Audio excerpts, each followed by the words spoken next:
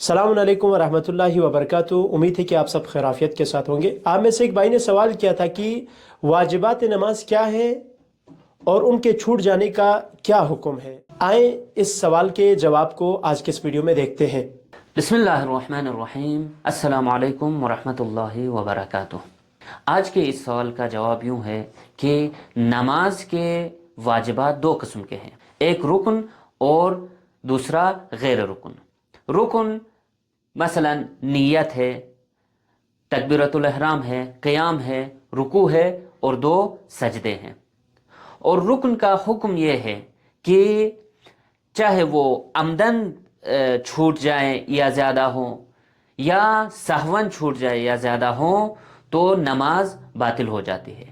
مثلا ایک انسان رکوع کیے بغیر دو سجدے انجام دیتا ہے، دونوں سجدے بجا لانے کے بعد اسے یاد آئے کہ اس نے رکوع نہیں کیا ہے، تو اس صورت میں اس کی نماز باطل ہو جاتی ہے۔ اور اسی طرح غیر رکن یہ ہیں کہ مثلا قراءت ہے، ذکر ہے، تشہد ہے، ترتیب ہے، سلام ہے اور اسی طرح موالات ہے۔